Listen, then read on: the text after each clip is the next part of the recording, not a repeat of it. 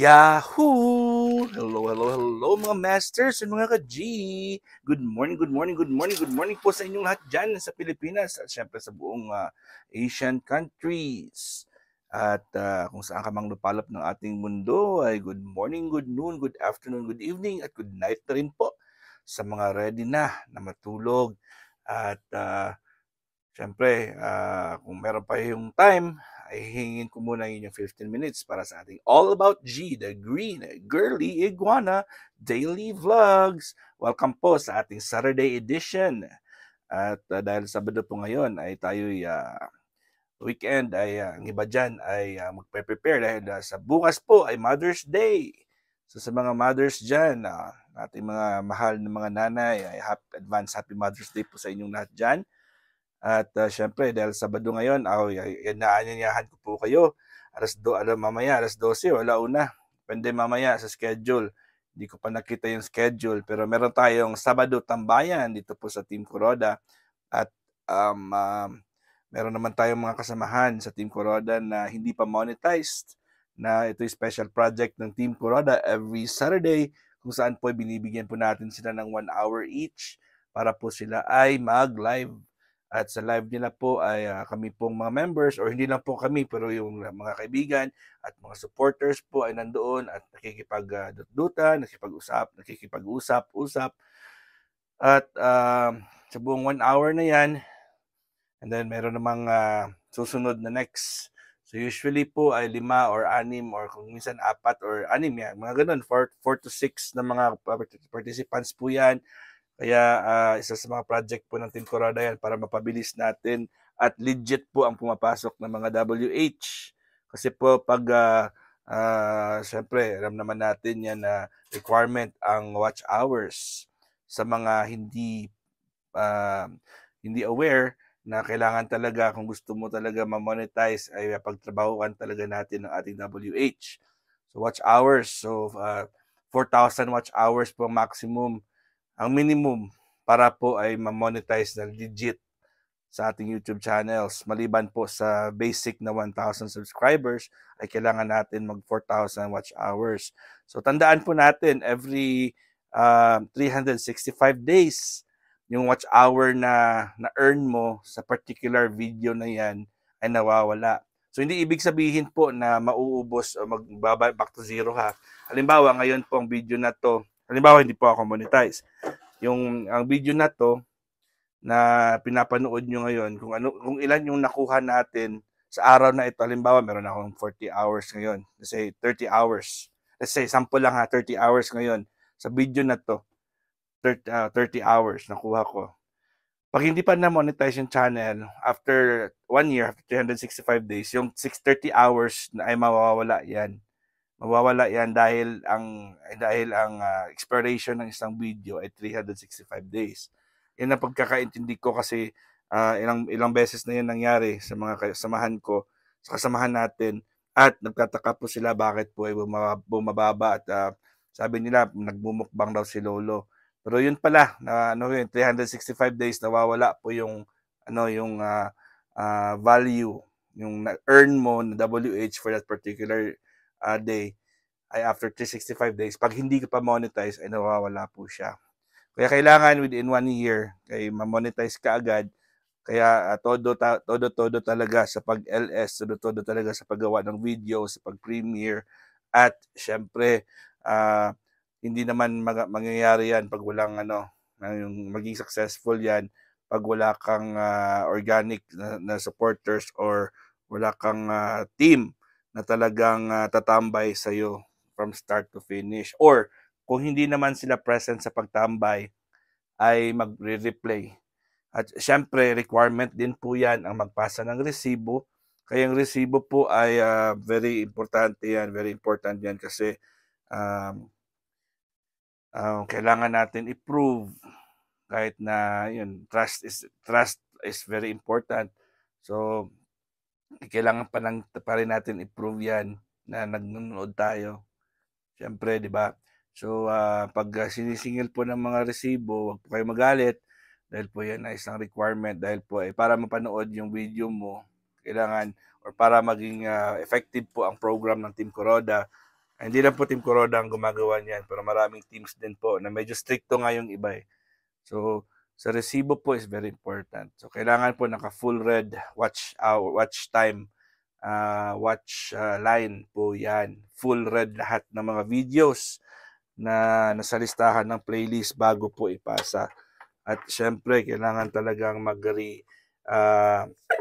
tawag dyan, mag-reset ng watch hours. Ang hours watched, i-reset talaga yan muna bago po tayo mag-start para malaman, para mawawala na yung halimbawa, replay. Kasi mga replay ng mga video, sa premieres po tayo mga premieres, pag napanood mo na yan, yung video na yan at na full, kasi yung iba, sa ibang araw ng premiere, walang premiere, sa araw na yan, ay tawag nito, nagpa replay. So kung yung YouTube account mo na ginamit last time sa pagpanood ng video na yan, eh syempre napanood mo na yan, automatic red na yan eh kasi napanood mo na yan. So pwedeng kung nag-play all ka sa playlist, eh syempre ay maano mo yan, madaanan mo ulit yan. Pero hindi naman tayo hindi naman ako nagsasabi na ginagawa natin 'yan. Pero malaki ang possibility kasi yung iba hindi naman syempre yung iba hindi team Kuroda, pero yung mga hindi naman nangyayari sa team natin, pero merong possibility na yung nakita kasi nila halimbawa na red na, skip na nila kasi sabi nila resibo lang naman ipapasa, so skip na. So yun yung avoid natin. So as much as possible, mag-reset muna ng hours watched para po ay para pag start ng premiere promotion ay zero talaga. Pulang-pula, zero talaga yung wala talagang hours at saka walang mga red lines yung ibang videos na napanood natin. At syempre, every Tuesday, Thursday, and Sunday naman po ang ating premiere promotion sa Team Kuroda. At welcome po kung sino yung gustong sumali. Sa Sabado Tambayan lang po tayo strictly for Team Kuroda members only lang ang ating Sabado Tambayan. Kasi limited lang yun sa Sabado Tambayan natin. Ano lang po yan, five members lang po ang pwede or 6 kung medyo may time po yung iba. So 6 lang. So kasi 1 hour each. Pero sa premiere promotion po, nagre-range tayo per host is 8. Maximum po is 6 to 8 premieres po per host.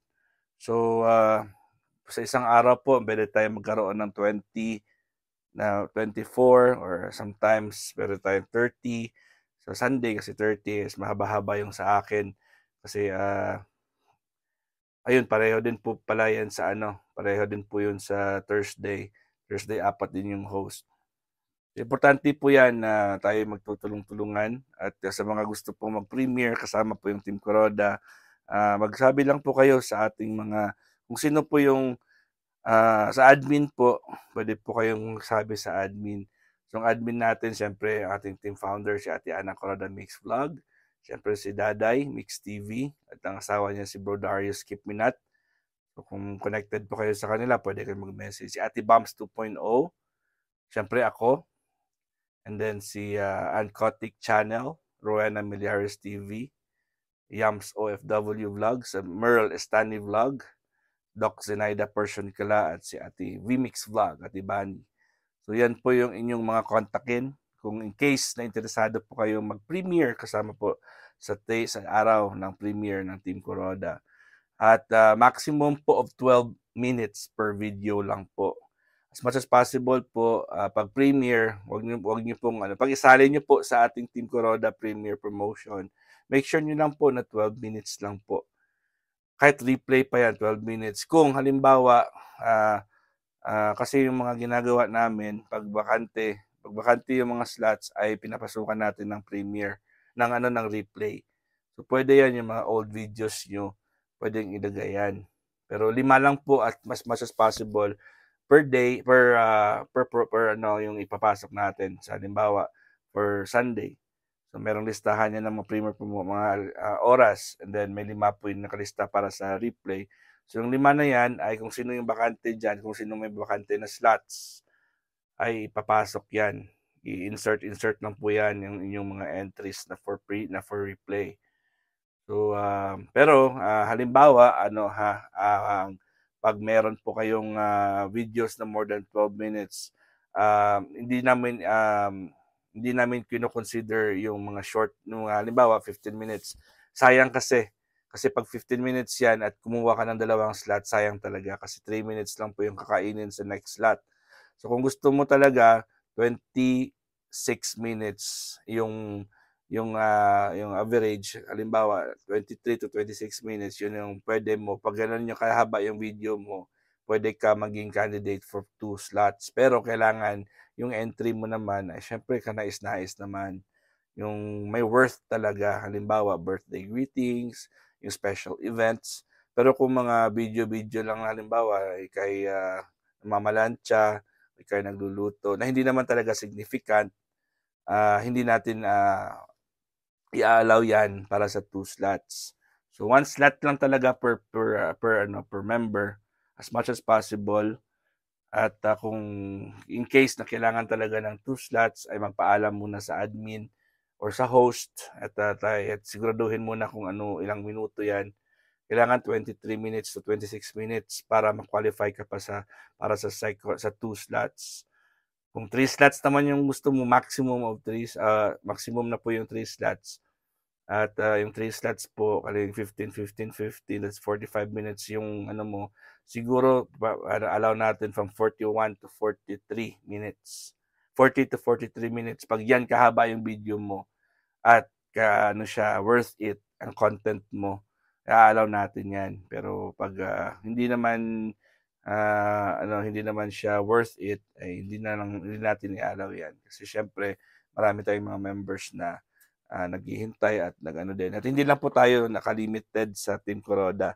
May mga kasamahan din tayo na hindi Team Kuroda pero kino-consider na natin silang mga kapart ng team natin kasi kasama din natin sila sa ating mga events. Lalo na yung mga kasamahan natin sa Team sa Team One Love, sa Team Puyaters, at syempre sa Team Gapangan ni Bro Harry Clint. So sa mga gusto po dyan na sumali, always welcome po kayo. Magsabi lang po kayo sa admin kung sino po ang inyong, kung hindi nyo po, wala kayong contact sa admin, mag-message kayo sa any members at yung mga members natin na hindi pa admin ay syempre magko-communicate din yan sa admin. Kami na po bahala. At of course, basta supportive ka at dyan ka po ay very candidate ka rin po at sa ating guidelines, pwede kang mag-join po sa amin. So, yung maganda po dyan ay lumalaki po yung ating team, lumalaki po yung ating, kahit hindi kayo member ng Team Kuroda, pero lumalaki po yung scope ng ating channel. At syempre, sa pamamagitan ng pagtulong-tulong po natin sa isa't isa, ay na-encourage natin na magbisita yung mga kaibigan natin na sa ibang teams. Nagdadala ka ng ibang tao, ng ibang friends, at ang friends mo ay magiging friends ng friends mo. Yan ang tinatawag na network marketing. So, sa Pilipinas, ang network marketing or networking po ay napakasama yan sa tenga natin.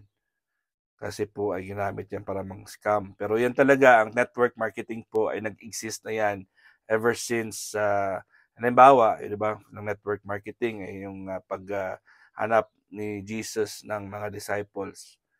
So, siya po yung pinadala sa atin dito para mag-spread ng good news. Pero hindi niya kaya yan, kaya kumuha po siya ng 12 na kanyang mga apostoles para po ay tumayo sa gilid niya at tumulong sa kanya. So, network marketing na po yan, mga masters.